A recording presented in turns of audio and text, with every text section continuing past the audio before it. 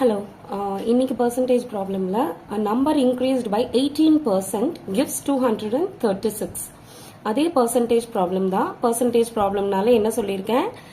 X percentage of a number எடுத்துக்கிட்டோம்னா நமக்கு ஒரு ஆன்சர் கிடைக்கும். ஓகேவா? ஆன்சர் அப்படின்ற அப்படி அந்த வேர்ட் யூஸ் பண்ணிக்கலாம். ஸோ எக்ஸ் பர்சன்டேஜ் அப்படின்னா நம்ம என்ன பர்சன்டேஜ் வேணுமோ அந்த பர்சன்டேஜ் நம்பருங்கிறத அந்த டோட்டல் மொத்தமா இருக்கிற நம்பர் கிடைக்கிற ஆன்சர் இங்க வந்து கிவ்ஸ் 236 சொல்லியிருக்காங்க. அப்ப 236 தான் ஒரு சர்டன் பர்சன்டேஜ், ரைட்டா? அப்ப இங்க 236 போட்டுக்கணும். நெக்ஸ்ட் இன்க்ரீஸ்டு பை 18% சொல்லியிருக்காங்க. ஏற்கனவே நீங்க ஒரு பாக்ஸ் அளவுக்கு நீங்க ஒரு ஃப்ரூட்ஸ் வச்சிருக்கீங்கன்னா 18% இன்க்ரீஸ் பண்ண போறீங்கன்னா இந்த பாக்ஸ்ல 18% எவ்வளோன்னு பார்த்துட்டு அந்த அளவுக்கு அடிஷ்னலா சேர்த்துக்க போறீங்க இல்லையா? அப்ப இந்த பாக்ஸ்ல இருக்கிறது 100% பிளஸ் 18% டோட்டலா உங்ககிட்ட 118% இருக்கும். ஒருவேளை நீங்க இப்ப டிக்ரீஸ் பண்ணணும் 18%னா இதே பாக்ஸ் இதுல எவ்வளவு 18% கண்டுபிடிச்சிட்டு அந்த 18% இந்த பாக்ஸ்ல இருந்து எடுத்துப்பீங்க. அப்ப 100%ல மைனஸ் 18% பண்ணுவீங்க. இங்க இன்க்ரீஸ்ட் பை 18% தான் சொல்லியிருக்காங்க. சோ 100 பிளஸ் 18% ஏற்கனவே இருக்க பாக்ஸ் பிளஸ் அடிஷனலா ஒரு 18%. அப்ப இங்க எவ்வளவு பர்சன்டேஜ்? 118%. நீங்க 118% பண்ணும்போது தான் என்ன ஆன்சர் கிடைக்குது? 236 கிடைக்குது. ஆஃப் அ நம்பர், அந்த நம்பர் என்னன்னு நமக்கு தெரியாது. எதுல 18% இன்க்ரீஸ் பண்ணும்போது 236 கிடைக்குதுன்னு மட்டும்தான் நமக்கு இன்னும் தெரியல. ஆஃப்னு இருந்தா மல்டிப்ளிகேஷன் சைன் போட்டுக்கணும்.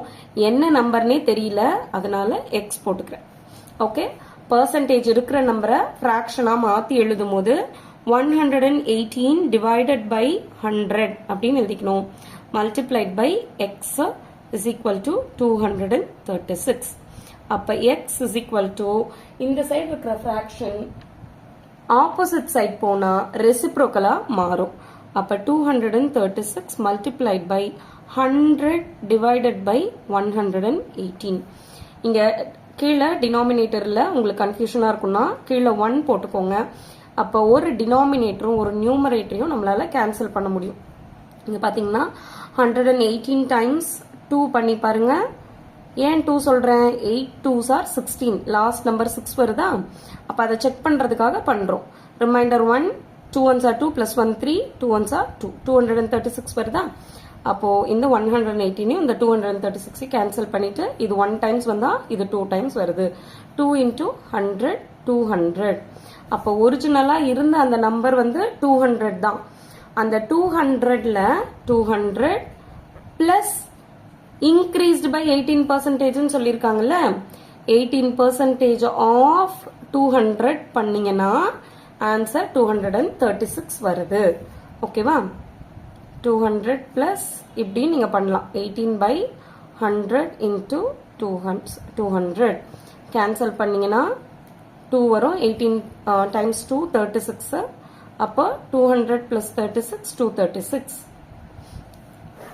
அதே மாதிரி ஆன்சர் வந்துடுச்சா?